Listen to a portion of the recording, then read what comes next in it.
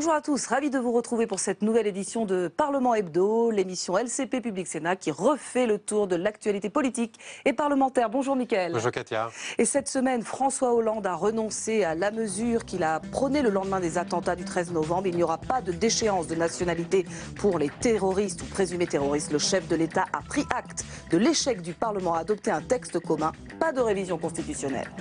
La ministre du Travail a défendu son texte devant les députés. C'était en commission. Le texte qui réforme ce code du travail est très contesté.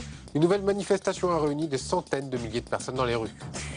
Et puis après les députés, les sénateurs ont examiné le projet de loi qui prévoit de nouvelles mesures antiterroristes et réforme la procédure pénale. Feu vert pour la perpétuité incompressible pour les auteurs de crimes terroristes. Notre invité cette semaine pour commenter toute cette actualité. Bonjour Hervé Mariton. Bonjour. Vous êtes député Les Républicains de la Drôme, candidat pour la primaire de votre parti, Les Républicains, et auteur de ce livre, Le Printemps des libertés, les réformes qui sauveront la France. On va en parler avec Jim Jarassé, notre partenaire du Figaro. Ça sera en fin d'émission. Mais Katia, on va commencer par une polémique. Oui, polémique lancée par le ministre des Sports, Patrick Kanner, c'est lundi.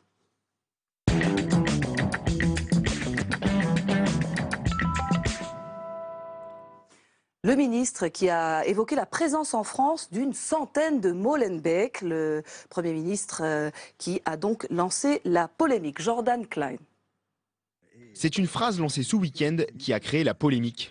Il y a aujourd'hui, on le sait, une centaine de quartiers en France qui présentent des similitudes potentielles avec ce qui s'est passé à Molenbeek. Pour le ministre, Molenbeek, c'est aussi une concentration de pauvreté, de chômage et de dérives ultra-communautaristes. Des aspects que l'on retrouverait dans certaines villes françaises. Entre stigmatisation et lucidité, les élus de droite applaudissent une prise de conscience de la part du gouvernement. Un peu de langage de vérité ne nuit pas. Donc quelqu'un qui dit il y a des quartiers difficiles, sensibles, où on a laissé s'installer le communautarisme. Et il faut être franc, gouvernement de gauche ou de droite. Mais ce Kanner devrait aller au bout du raisonnement. Le cabinet du ministre a tenu à justifier ces chiffres. Selon lui, il s'agit de quartiers cumulant les handicaps sociaux figurant sur la liste des zones prioritaires. À gauche, les politiques sont plus mesurées et pointent du doigt des amalgames. Ces quartiers, il faut continuer à leur proposer un nouvel avenir. Mais il ne faut pas non plus stigmatiser, dire voilà, c'est un quartier difficile, donc stigmatisation, donc radicalisation, donc terrorisme. Parce que dans ce cas-là, on va mettre en cause des millions de personnes qui n'y sont pour rien. Aujourd'hui, devant les députés socialistes, Manuel Valls a approuvé les propos de son ministre, même si le chef du gouvernement a jugé difficile les comparaisons. Hervé Mariton, est-ce que vous diriez, vous aussi, comme Patrick Kanner, qu'il y a des Molenbeek en France et combien? Oui, parce que c'est l'analyse que les politiques lucides faisons. Oui, parce que quand j'écoute des experts comme Gilles Kepel, qui trouvent que pour l'essentiel, le propos de Patrick Kanner est juste. Et oui, il y a des quartiers qui ne sont pas sous un contrôle suffisant en termes de sécurité, des quartiers dans lesquels parfois les municipalités elles-mêmes encouragent le communautarisme, des quartiers qui, du fait d'une politique de l'urbanisme, de l'habitat mal calibrée, se sont transformés en ghettos. Dans les propositions de mon livre, je propose de changer le concept de logement social, de l'abandonner tel qu'il a été construit en France, parce qu'il amène des municipalités à construire parfois 50%, 60%, 80% Vous pensez que le problème de est là? logements sociaux. Le problème n'est pas uniquement là, mais ça y contribue. S'il y avait davantage de variété, s'il y avait davantage un libre choix du logement pour les personnes modestes, aide à la personne plutôt qu'aide à la pierre, s'il y avait des communes qui, de ce fait, aient une meilleure diversité, mais pas au sens du politiquement correct tel qu'on l'a développé trop en naïf, France pendant comme des l'a dit années. Michel Sapin aussi la semaine dernière? Oui, c'est exact. À propos de la Belgique, mais est-ce qu'on pourrait le prendre pour la France Naïf et également? clientéliste à la fois. Le mot naïf est aimable en réalité, parce que dans certains cas, l'État a reculé en conscience, Donc laxiste mauvaise aussi. conscience, Laxisme, évidemment dites-vous. laxisme. Des municipalités qui, au fond, ont délégué le contrôle et la paix sociale. Vous savez, toute cette pratique, les grands frères, les grands frères. dont on s'est beaucoup flatté pendant quelques années, alors que les grands frères, en réalité, c'est une espèce d'intermédiaire pas bien clair, pas bien heureux, entre la délinquance et la loi de la République. Alors qui a laissé faire? Droite, gauche, peu importe à la limite? non pas peu importe, mais la droite et la gauche dans une mauvaise compréhension de la politique de la ville. L'idée qu'il y ait une politique de la ville, comme l'évoque d'une certaine manière Jean-Pierre Sueur, qu'on doive être attentif à des efforts, à la promotion, à la solution de difficultés de certains quartiers. Évidemment, oui, notre responsabilité... Donc la politique de la ville telle qu'elle a été menée jusqu'à présent, on s'est complètement trompé. C'est un échec. Il suffit de regarder les résultats. Oui. Donc, le fait qu'il y ait une politique de la ville est quelque chose de tout à fait bienvenu, nécessaire. Mais il faut Nous s'occuper des n'avons pas le Molenbeek droit de France, à la vous différence. dites. Il faut s'occuper des Molenbeek de France, mais il faut le faire avec moins de naïveté. Il faut le faire sans considérer que le seul versement d'une manne réglerait le problème. On voit bien que le financement d'associations qui parfois ont éloigné de la solution, plus qu'elles n'en ont rapproché, n'était pas heureux, et que la politique de concentration urbaine, logements sociaux sur logements sociaux, est aussi un échec. On va passer au mardi, si vous voulez bien, Hervé Mariton, avec la ministre du Travail qui était devant les députés.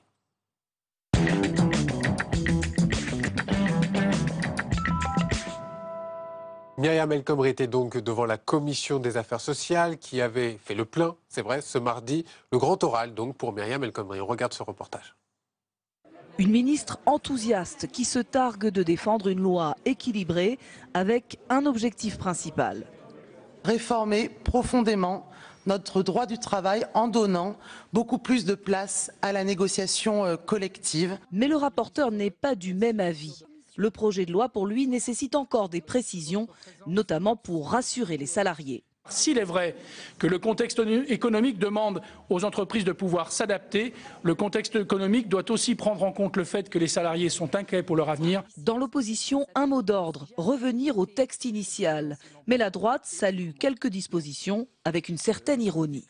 Saluons les circonvolutions auxquelles vous prêtez pour remettre en cause les 35 heures sans le dire, et entre la possibilité de négocier des taux de majoration des heures supplémentaires autour de 10%, les accords offensifs. Les communistes dénoncent, eux, la philosophie même du texte. La vocation initiale du Code du travail est la protection des salariés. Ce n'est pas d'une modernisation qu'il s'agit, mais d'un retour en arrière, pour ne pas dire très en arrière. L'examen du texte commencera le 4 avril en commission, avant le coup d'envoi dans l'hémicycle, le 3 mai prochain.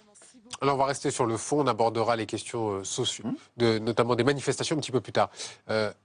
J'imagine que le libéral que vous êtes, et on apprend quand même beaucoup de choses dans votre livre, va dire que cette loi ne va pas assez loin. Oui, je dis que cette loi ne va pas assez loin. Alors une fois qu'on a dit ça, oui. Jusqu'où où est-ce qu'on pourrait aller? C'est par exemple sur les TPE, les PME, c'est-à-dire les petites entreprises, les moyennes entreprises. Il paraît que le gouvernement pourrait bouger. Est-ce que ça pourrait vous satisfaire? Mais moi, ce que je souhaiterais, c'est qu'il y ait la plus grande liberté possible dans l'entreprise. C'est ça mon approche de liberté. Parce que je crois que beaucoup de choses peuvent se régler dans l'entreprise. Et ma vision, vous savez, c'est le principe de subsidiarité qui m'inspire beaucoup. Si on peut trouver une solution dans l'entreprise, on la trouve dans l'entreprise. Si on peut la trouver dans la branche, on la trouve dans la branche. Et si ça n'est pas possible, alors il y a un droit du travail qui est là pour résoudre les situations. Mais cette idée, qui est l'idée sur laquelle est construit le droit du travail... Vous voulez plus du le code du travail, vous? En effet. Oui, vous voulez faire sauter le code du travail. Oui, Comment vous imaginez que les salariés vont accepter cela? Mais si les salariés l'acceptent, alors c'est que chacun y trouve son compte, l'employeur, les salariés, et ça définit une manière de faire dans l'entreprise. Je ne fais pas disparaître toute règle. Il y a ce qu'on appelle l'ordre social public, assez largement défini par des textes européens aujourd'hui. Et je ne propose pas de faire sauter l'ordre social public. Mais je dis que le Code du travail, tel qu'il existe depuis des décennies en France, qui est dans l'idée totalement de protéger le faible salarié supposément opprimé par l'entreprise, ça ne fonctionne pas de cette manière-là aujourd'hui.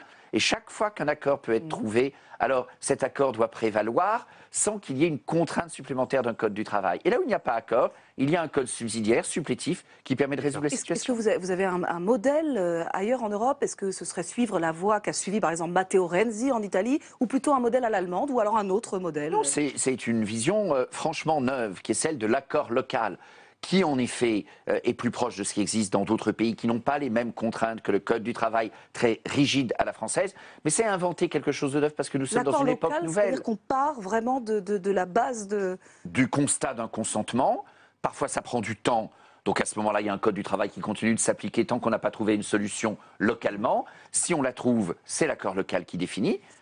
sous réserve de l'ordre social public, et si on ne la trouve pas, alors il y a de nouveau un code du travail supplétif. Mais vous voyez bien que le monde du travail change, la pratique du travail, le télétravail, les gens ne sont pas nécessairement à leur boulot 35 heures sur 35 ou 40 heures sur 40. Et puis le temps de travail, la réalité, c'est qu'on continue de tourner autour de ce débat des 35 heures. La loi El Khomri, c'est des dérogations autour d'une règle pourrie des 35 heures. Donc les 35 heures. Oui, parce que, 1, le temps de travail en France, globalement, est insuffisant, mais 2, les réponses sont très variables. Il y a des boîtes où on peut trouver une réponse à 32 heures ou à 30 heures, et tant mieux. Et il y a des entreprises où on peut trouver une réponse à 42 heures, et tant mieux. Au final, vous ne le voterez pas, ce texte? Non, je ne le voterai pas. Vous ne voterez pas. Je ne voterai pas parce qu'il était insuffisant dès le départ, de mon point de vue, et qu'il est encore plus lacunaire aujourd'hui. J'ajoute que la réponse que je propose, je pense, est la bonne réponse parce qu'elle est dans le cadre d'une vision.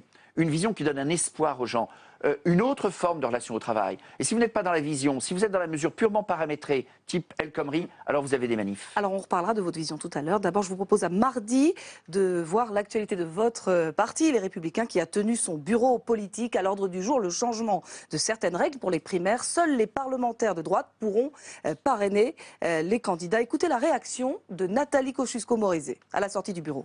C'est une modification qui est proposée par des acteurs qui sont eux-mêmes impliqués dans la primaire, candidats ou futurs candidats. Et c'est un mauvais présage que de s'organiser ainsi pour changer les règles du jeu à son profit. Moi, ce que je retiens, c'est qu'on cherche par des mesures administratives à écarter ma candidature. Je ne trouve pas qu'il soit légitime de chercher dans une primaire ouverte à écarter une candidature par des mesures administratives.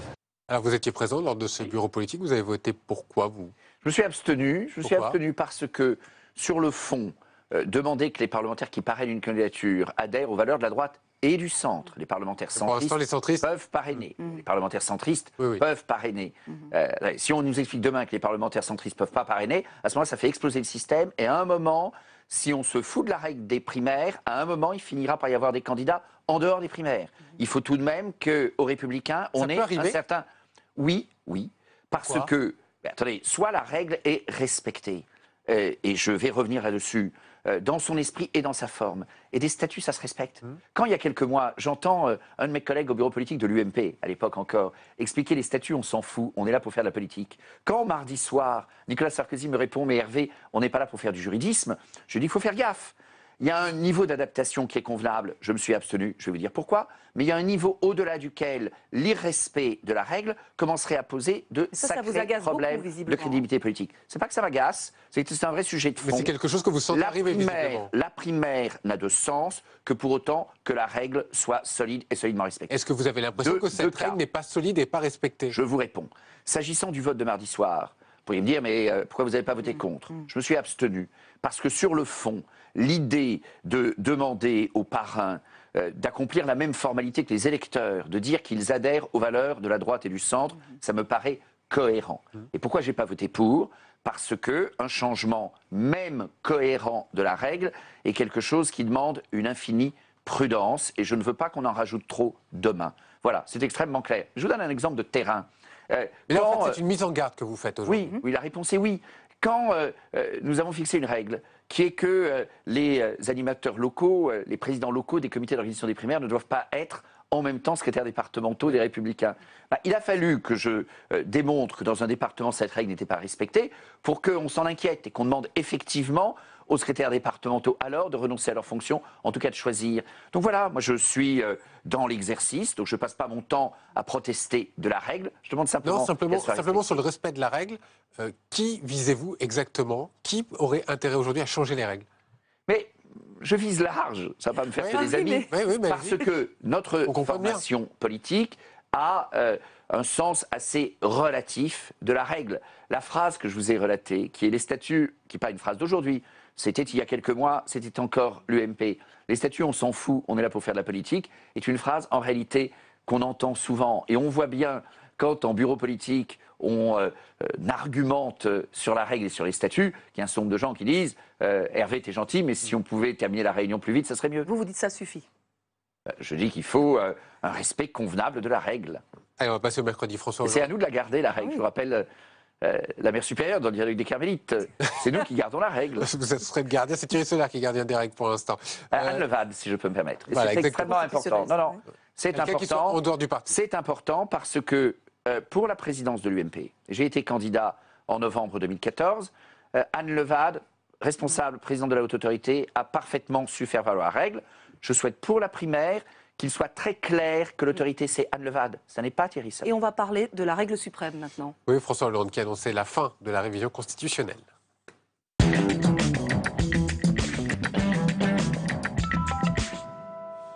Voilà, plusieurs mois de débat, plusieurs polémiques et puis des fractures dans chaque camp, à droite comme à gauche. Et puis le président de la République qui a pris ses responsabilités, qui a dit qu'il n'y aurait plus de révision constitutionnelle. On voit tout cela avec Elsa Mondagava. 5 minutes d'allocution qui signent la fin de 4 mois de débat autour de la révision constitutionnelle.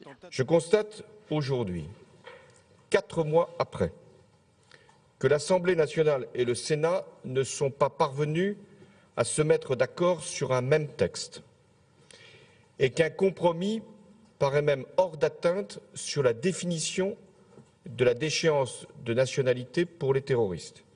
Aussi, j'ai décidé, après m'être entretenu avec les présidents de l'Assemblée nationale et du Sénat, de clore le débat constitutionnel. Pour être présenté à Versailles, il fallait que la réforme soit adoptée dans les mêmes termes par l'Assemblée nationale et le Sénat. Les socialistes rejettent en bloc la faute sur l'opposition, et notamment la droite sénatoriale. Nous n'avons pas convaincu la droite en général et la droite sénatoriale en particulier de rentrer dans l'Union nationale pour renforcer notre droit dans la lutte contre le terrorisme. Mais l'opposition n'entend pas être tenue pour responsable de cet échec. Elle le rappelle, la version votée par le Sénat, c'est presque la même que la version initiale du gouvernement, présentée en décembre dernier. Les Républicains étaient décidés à voter la déchéance de nationalité pour les binationaux. M. Hollande nous avait proposé la déchéance pour les binationaux. Puis est arrivée l'histoire du retrait de la nationalité pour les nationaux. Mesdames et messieurs, ça n'a aucun sens.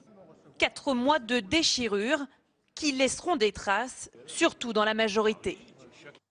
Cette annonce est-il un échec personnel pour François Hollande ou y a-t-il une responsabilité collective? C'est un échec pour François Hollande. Simplement, je suis de ceux qui, parmi les premiers, ont eu le courage de dire, parce que c'était une position assez minoritaire à l'époque, que cette déchéance de nationalité était une proposition qui n'avait aucun sens. Qu'il ne fallait pas toucher à la Constitution. Parce que, mais surtout que la déchéance de nationalité serait une mesure inopérante, inefficace, qui n'est pas une manière intelligente de répondre aux terroristes qui s'en fichent, qui voire même pouvaient être flattés d'une réponse politique de cette nature. Au terrorisme, on répond par une mise en cause du criminel qu'est le terroriste. La réponse au terroriste, elle est sur le terrain criminel. On criminalise le terroriste et on ne lui donne pas un statut politique. Il n'y a pas un regret de ne pas avoir révisé la Constitution, au moins peut-être sur l'état d'urgence, par exemple? Sur l'état d'urgence, on voit bien que l'état d'urgence est mis en œuvre aujourd'hui dans des conditions utiles, sans qu'il y ait besoin de réviser la Constitution. Donc la révision de la Constitution pour l'état d'urgence n'était pas utile.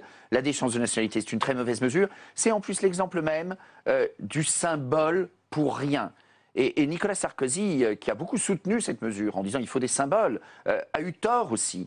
Parce qu'un symbole qui n'embraye sur aucune réalité concrète, un symbole qui n'embraye sur aucun progrès tangible dans la lutte contre le terrorisme, et c'est le cas de cette mesure qui est de la com, la déchéance de nationalité, alors le symbole à un moment s'effondre sur lui-même. Donc c'est l'échec de François Hollande et Nicolas Sarkozy, alors si on vous entend bien. Oui, parce que cette mesure a été portée par ceux qui ont voulu faire de la com comme François Hollande, sur un sujet aussi considérable, et, et ceux qui n'ont pas osé dire la vérité. Ceux qui ont considéré que dès lors qu'il y avait un mot viril, vigoureux, fort en apparence, il fallait embrayer parce qu'il faut suivre le mouvement. Eh bien non, la politique de temps en temps, ça suppose de l'honnêteté, ça suppose de la lucidité, ça suppose du courage et de la pédagogie.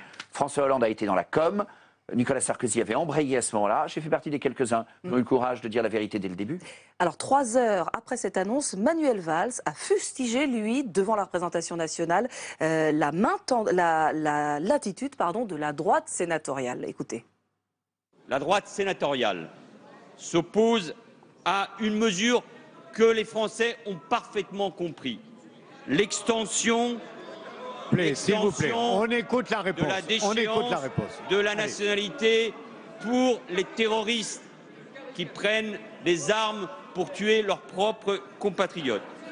Une mesure voulue par l'opposition, une mesure que le président de la République et l'exécutif, dépassant les frontières partisanes, a voulu mettre en œuvre dans un souci d'unité. Mesure, et vous le savez bien, qui a coûté à la gauche. La menace terroriste reste très élevée sur notre territoire, mais l'union nationale, du coup, n'existe plus. Si elle a jamais à la menace existé. terroriste, on répond par des mesures pratiques qui sont celles d'un meilleur équipement, d'un meilleur armement de nos services, y compris en termes de personnel compétent, des linguistes en nombre suffisant, des gens qui savent faire la différence entre l'arabe de Mauritanie, l'arabe d'Irak, tout ce dont malheureusement nos services sont largement privés aujourd'hui. Aux terroristes, on répond en les prenant pour ce qu'ils sont, c'est-à-dire des criminels qui méritent la réponse que doivent avoir les criminels et des barbares. Mais je suis cohérent. La déchéance de nationalité, c'est vrai, Manuel Valls a raison de dire que ça avait été proposé par la droite en son temps. Mais j'avais déjà à l'époque exprimé que je n'étais pas d'accord avec cette proposition. Et puis, dans la philosophie de l'affaire, le sujet de la France aujourd'hui, y compris pour affirmer notre identité, notre force, la résilience des Français dans la lutte contre le terrorisme, c'est de dire ce qu'est être Français et non pas ce qu'est en sortir. Je suis pour le droit du sang, parce que c'est ça la bonne réponse, c'est dire ce qu'est être Français. L'enjeu de notre pays, c'est de dire comment on est Français et non pas comment on vous prive d'en être. François Fillon a eu cette remarque ce vendredi. Il a cité l'exemple de Manuel Valls qui qualifie de manœuvrier sans envergure. Vous irez jusque-là, vous aussi? C'est pas le sujet. Enfin, je crois que c'est pas le sujet à propos de tout cela. Oui, mais non, mais je dis pas ça, voyez-vous, parce que je pense que c'est la mesure elle-même qui s'effondre. C'est-à-dire qu'un symbole qui embraye sur une réalité, alors ça vaut la peine. Je ne récuse pas toute idée de symbole. Mais on m'a dit, mais Hervé, c'est important, c'est un symbole. Un symbole pourquoi? Un symbole pour rien. Eh bien, un symbole qui n'embraye sur aucune mesure concrète, à un moment, ça s'effondre. Vous avez vu la com s'effondre et au fond, méditons cette leçon que la politique résumée à de la communication sans embrayage dans la réalité, des considérations de la droite qui par manque de courage n'osent pas expliquer aux Français, eh ben, l'excès de communication, l'insuffisance de pédagogie, à un moment, ça Hervé Mariton, vous avez vu que le Premier ministre en est pris aux sénateurs. On va écouter quelques sénateurs justement qui ont réagi à cela. Le président de la République a joué avec le feu, il veut faire porter la responsabilité sur les autres alors que c'est sa responsabilité propre. Son rôle, c'était de réunir avant de s'engager les différents présidents de chambre du Parlement, mais aussi les présidents de groupe pour caler les choses avant et pas après. En réalité, il n'a que ce qu'il mérite. La priorité de nos concitoyens, ce n'est pas cette révision constitutionnelle. Ce sont les problèmes de sécurité, ce sont les problèmes de chômage, ce sont les problèmes de pouvoir d'achat. Et ce texte et la manière dont il avait été lancé démontrent que ça ne répondait pas aux priorités des Français et qu'il est sage aujourd'hui de tourner cette page. Voilà, tournez la page, jeu politicien, ça suffit? C'est vrai qu'on a perdu beaucoup de temps avec une mesure inefficace, inopérante, donc travaillons sérieusement dans la lutte contre le terrorisme et travaillons sérieusement. Et ce petit jeu entre le Sénat et l'Assemblée? Non, on s'arrête là, ça suffit. On évoque quand même toujours une révision de la Constitution possible sur un autre sujet, celui de la réforme du Conseil supérieur de la magistrature. Est-ce que pour vous, c'est indispensable ou pas? Non, ce n'est pas indispensable.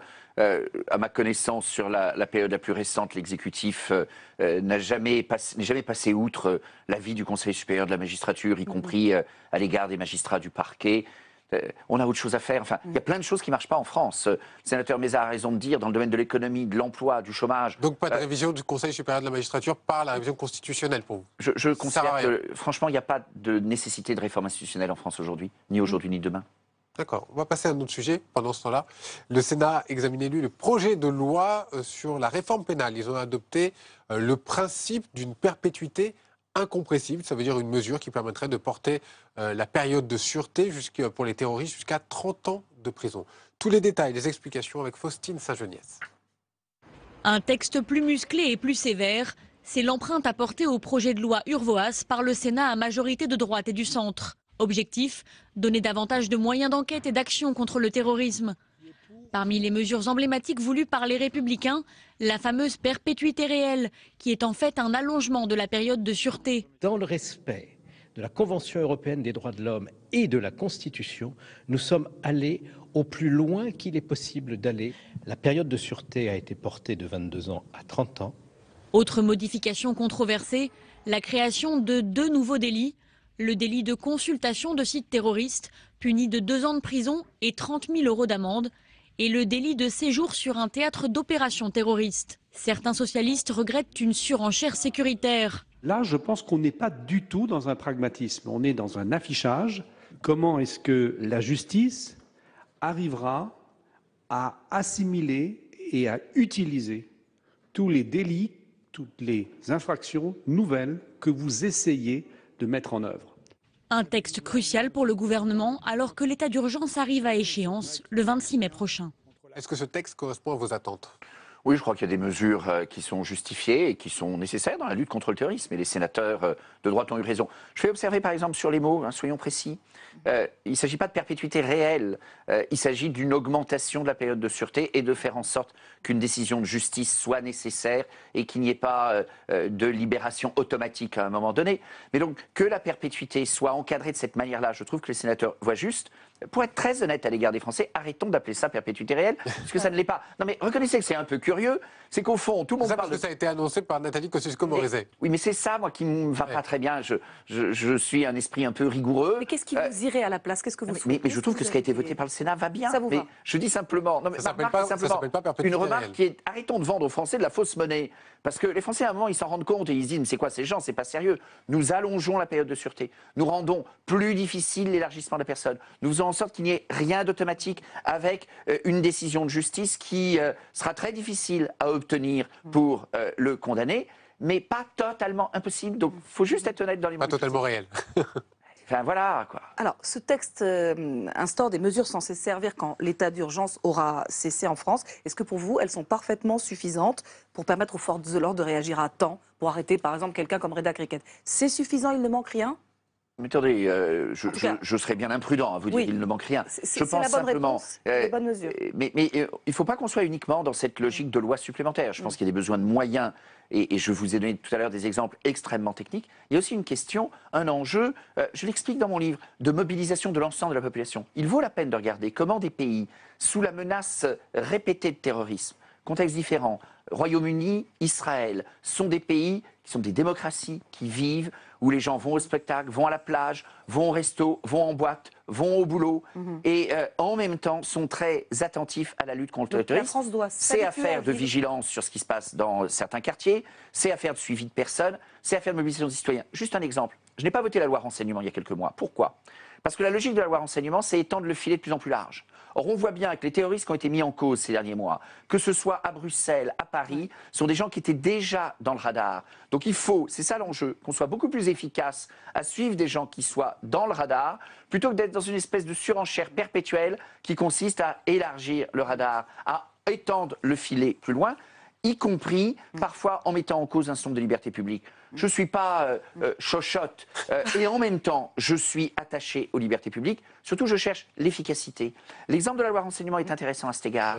Étendre le radar, étendre le filet, ça n'a pas beaucoup d'intérêt, voire même ça peut beaucoup compliquer les choses. Alors, de nouveau, un peu comme la déchéance, ça fait chic. On dit aux gens, regardez, on est courageux, on prend des vraies mesures. Et puis la réalité derrière, elle est un peu modeste. Il faut se réveiller, vous dites. Il faut surtout avoir une action juste, bien calibrée, mobiliser aussi les citoyens. La lutte contre le terrorisme, c'est l'affaire de tous. Et autre sujet, Katia. Michel Sapin cherche lui aussi à avoir plus d'efficacité. Il a présenté mercredi son nouveau projet de loi en Conseil des ministres, nommé Sapin 2, mission lutter contre la corruption dans les entreprises. Alix Pichon. En matière de transparence et de lutte contre la corruption, la France a du retard à rattraper. Sur 104 pays notés, elle se classe seulement à la 23e place. Il faut absolument rompre le cercle de la défiance entre les citoyens et les acteurs publics ou privés. Tout d'abord, le texte prévoit la création d'une agence nationale de détection et de prévention de la corruption.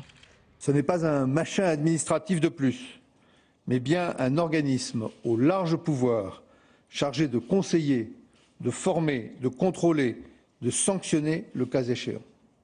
En plus de la protection des lanceurs d'alerte et de la création d'un registre de lobbyistes, la future agence, placée sous l'autorité des ministères de la Justice et des Finances, sera aussi chargée de surveiller les entreprises de plus de 500 salariés et dont le chiffre d'affaires est supérieur à 100 millions d'euros. Ces entreprises devront mettre en œuvre des procédures de détection et de prévention des faits de corruption ou de trafic d'influence.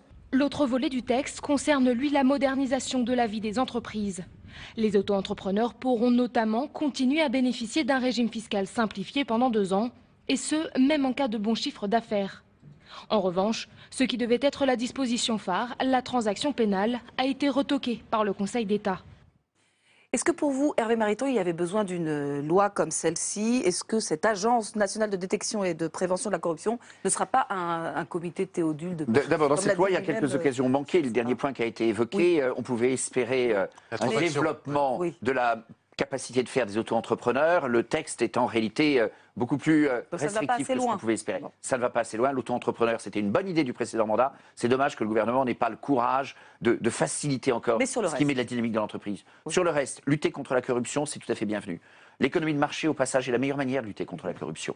Quand vous avez des économies administrées, regardez le scandale Petrobras au Brésil, avec un pays qui a une économie trop administrée, eh bien vous voyez la situation dans laquelle se trouve la présidente brésilienne aujourd'hui, car plus l'économie est administrée, plus vous avez de la corruption. Regardez aussi en Russie. Donc je dis ça, le libéral que je suis, c'est ce qu'il dit. Et quand j'entends parfois des gens à gauche ou à droite disent « Oh, il faudrait plus de régulation. Oh là là, l'Europe, c'est une catastrophe. Oh là là, la concurrence. Non, non, vous demandez plus de diriger règles, ça. » Eh bien, la réalité, c'est que le plus il y a de dirigisme, qu'il soit français, européen, où vous le mettez, le plus vous avez de corruption. Michel Sapin a raison de lutter contre la corruption. Je fais simplement une observation, c'est qu'il faut à la fois lutter contre la corruption, lutter contre la fraude fiscale. Faisons attention que... un certain nombre d'équilibres budgétaires aujourd'hui dans l'exécution du budget de l'État sont assurés par des bonnes nouvelles extérieures, type bas taux d'intérêt, prix du pétrole bas, mais aussi par un meilleur rendement de la lutte contre la fraude fiscale. Ça, c'est très bien en soi. Il ne faut pas que ça devienne le seul paramètre d'ajustement du budget, parce que sinon, on risque de se trouver avec des services qui ont des objectifs quantitatifs, et à un moment, vous pouvez avoir un problème de relation avec les contribuables et de mépris de l'équilibre de la relation entre les services fiscaux, les contribuables, entreprises ou particuliers. Voilà pour ce sujet, on va passer au jeudi. C'était jour de grève et de manifestation.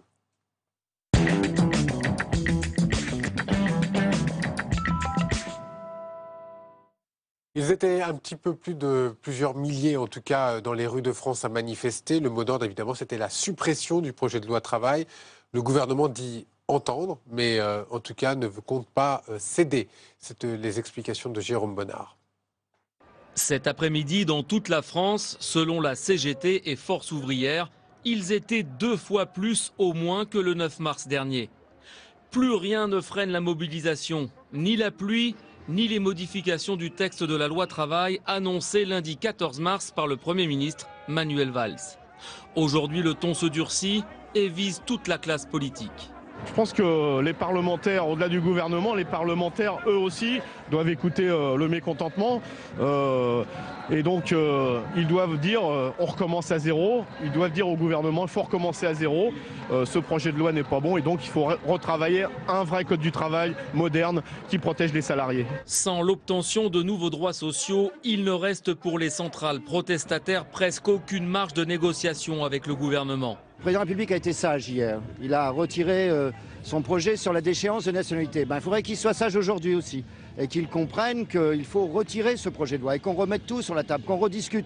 On n'a jamais dit qu'on était pour le status quo, mais il faut rediscuter au fond du dossier. La CGT a promis en fin de journée d'amplifier l'action, les grèves, les manifestations, notamment le 5 avril en direction des parlementaires, le samedi 9 avril et après, jusqu'au retrait de ce projet de loi. Alors, Hervé Mariton, je vous présente Jim Jarassé, notre partenaire du SCAN, qui fête d'ailleurs ses 2 ans aujourd'hui. Bon anniversaire, Jim. On va y venir dans deux petites minutes. D'abord, Katia, sur le fond, sur les manifestations. Oui, une question. Nouvelle journée d'action et de grève. Il y en aura d'autres, promet la CGT bientôt. La rue aura-t-elle raison de la réforme El Khomri pour vous? La rue et surtout... l'incohérence du gouvernement fait que la loi va être vidée des quelques éléments intéressants qu'il pouvait y avoir dedans. C'est pas imprévisible, puisque de toute manière, les quelques progrès, j'ai dit tout à l'heure que la loi était insuffisante, j'y reviendrai, mais les quelques progrès qu'il peut y avoir dedans n'étaient d'évidence pas annoncés dans le programme de François Hollande en 2012. Donc faire des choses trop différentes de ce que vous annoncez au moment de l'élection, ça ne fonctionne pas. À un moment, la réalité se venge. Mais moi je trouve que la vision que je propose, on a évoqué tout à l'heure, beaucoup plus audacieuse, la suppression du Code du travail, au sens où partout où on peut trouver un accord dans l'entreprise, cet accord doit prévaloir. Eh bien, ça, c'est une vision. Ça donne véritablement un objectif possible, un espoir aussi, des progrès à espérer au sein de chaque entreprise. Et avec une réforme audacieuse comme celle que je propose, à mon avis, vous n'avez pas les manifs que vous avez là. Quand il n'y a pas de vision, quand vous avez cette logique de dérogation, on garde les 35 heures, mais on essaye de tourner autour du truc. Sur les prud'hommes, on veut encadrer les décisions, mais pas trop. Au final, chiffre, mais un chiffre pas contraignant. L'économie, en réalité, l'emploi, les salariés, les entreprises n'y gagnent rien, mais vous avez tous les motifs du monde pour manifester. Hervé Mariton, tout le monde demande le retrait. Est-ce que vous aussi, vous demandez aujourd'hui le retrait de ce texte? Non, je ne suis pas dans ce cadre-là. D'abord, je ne suis pas président de la République. Encore. Non, mais chacun le réclame. À gauche, à droite, on réclame. Non, mais il y a dans ce texte, je le dis, un certain nombre de mesures qui peuvent être utiles. Mais attendez, moi je ne voterai pas ce texte. C'est pour ça, si vous ne le votez pas, vous demandez... Attendez, le retrait par retrait, c'est un jeu entre le gouvernement et sa majorité, c'est pas mon sujet. Mon sujet, c'est de dire que l'enjeu de l'emploi est évidemment tout à fait considérable dans notre pays, et que d'autres pays en Europe et dans le monde s'en sortent mieux, et que ça ne peut mieux fonctionner en France qu'avec une vision beaucoup plus audacieuse de la liberté. Un homme ou une femme qui la porte, vous dites qu'il manque à la France peut-être un Matteo Renzi, une Margaret Thatcher ou un Hervé Mariton. Mais écoutez, je dis en tout cas qu'il manque surtout à la France l'audace de la liberté, la force des valeurs. Je suis celui qui porte ce projet, je suis donc l'homme de la situation. Allez, voilà. On passe au scan, la loupe du scan, c'est avec Jim Jarassé.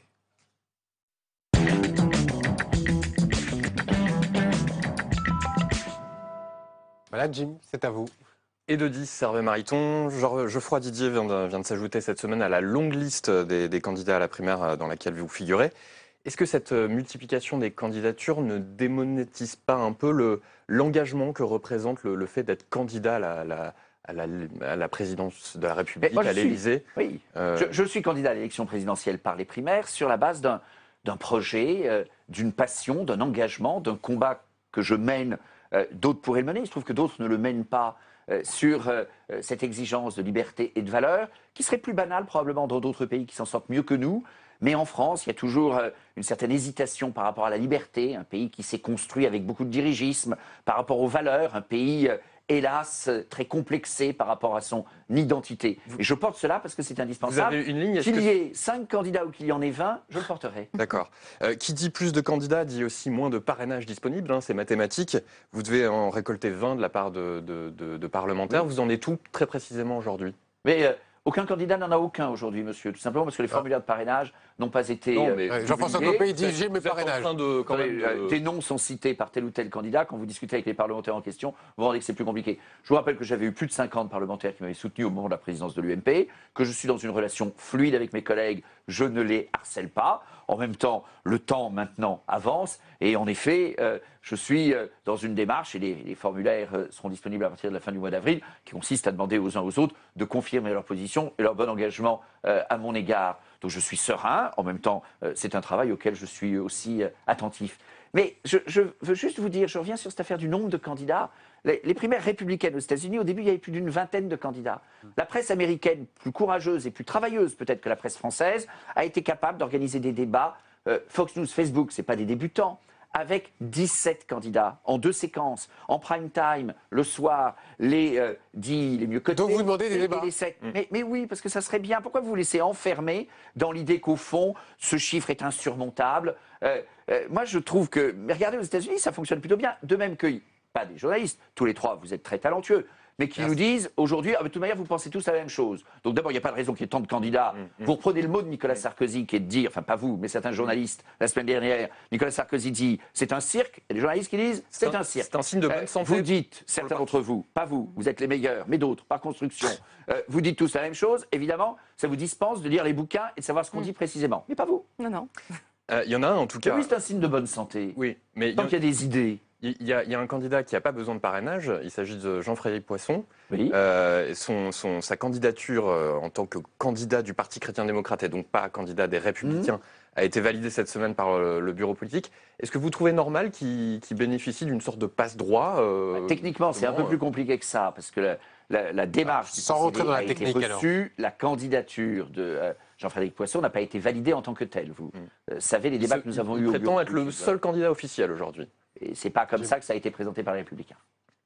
Donc ça, il n'y a pas de, le fait qu'il soit sur la même ligne politique que vous et qu'il n'ait pas à chercher de parrainage ne vous pose pas de soucis. On va parler du livre. Pas exactement sur la même ligne Votre politique. livre. Alors, vous parliez de votre bouquin, nous on l'a lu en tout cas, Oui. je vous Je vous en l'assure. félicite. Il s'appelle Le Printemps des libertés. J'espère que ce fut un plaisir. C'était un grand plaisir. Il commence par cette épigraphe de Solzhenitsyn, vous êtes un russophile averti. Oui. Personne sur la Terre n'a d'autre issue que d'aller toujours plus haut. Oui. Vous voulez aller jusqu'où, vous, Hervé Mariton?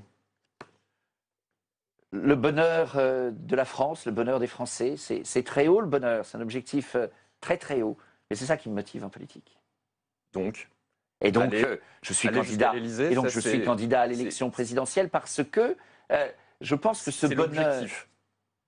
Je ne suis pas né avec. La première fois que je me suis rasé comme adolescent, je ne suis pas sûr de m'être posé cette question devant la glace. Et c'est probablement par rapport à d'autres, et peut-être par rapport à certains journalistes, une tare insoluble parce que vous n'aimez pas, vous, Jim Jarassé, mais en gros, la classe médiatique, politique est plus impressionnée par les combattants de toujours. Et voir un type qui intervient dans le débat, mais qui a plutôt fait le boulot jusqu'à présent, dont un collègue disait il y a quelques mois, m'invitant à un débat, vous verrez, le débat avec Mariton, ça va être passionnant, il a des idées, c'est un type super, et en plus il a une grande qualité, il n'a pas d'ambition. Eh bien voilà, je présente les choses différemment, parce qu'à un moment, il me paraît indispensable de porter ces idées, ce projet, qui me paraît utile à mon pays. Justement, parlons d'idées. Vous proposez une série de mesures chocs dans votre livre. Suppression du système des HLM, vous en parliez tout à l'heure. Suppression du Code du travail, vous en avez également parlé. SMIC modulable. Franchement, Margaret Thatcher, à côté de vous, c'est une commissaire générale au plan. Hein. Vraiment, là, on est... Mais monsieur, on a pris du retard. Il nous reste une minute. Enfin, je constate simplement qu'il y a des pays comme le Royaume-Uni, vous le citez, qui aujourd'hui s'en sortent mieux. Donc, je veux dire, aujourd'hui, c'est quoi les perspectives en France? Quand c'est la gauche, c'est le déclin rapide. Quand c'est la droite, c'est le déclin lent. Eh ben, j'ai envie de sortir de cette logique-là. Et oui, je fais des propositions. L'impôt universel et proportionnel, parce qu'on a besoin d'un système fiscal plus juste et pas la fausse réforme qui est celle de la retenue à la source. Très rapidement, pour terminer, Nicolas Sarkozy a rappelé encore cette semaine qu'il souhaitait adopter un programme commun pour le parti avant la primaire. Est-ce que vous avez l'impression qu'il essaye de vous imposer un carcan idéologique? Excusez-moi, monsieur, mais quand Nicolas Sarkozy continue d'expliquer que les 35 heures, c'est le nirvana en quelque sorte, et que le seul sujet, c'est les exos de charge par rapport aux 35 heures, quand Nicolas Sarkozy dit qu'il faut baisser les impôts plus vite que les dépenses, quand Nicolas Sarkozy continue de dire qu'il faut spécialiser l'économie française au niveau du SMIC en mettant tout l'effort public sur des baisses de charges au niveau du SMIC, ça s'appelle l'enfermement de l'économie française dans une vision tiers-mondisée. Et bien cette vision économique, je suis radicalement en désaccord avec. C'est dit. C'est dit et c'est terminé. Merci beaucoup, Jim Jarassé. Merci, Hervé Mariton. On se retrouve donc la semaine prochaine, Katia. La semaine prochaine, très bon site de programme sur LCP, Public Sénat, merci.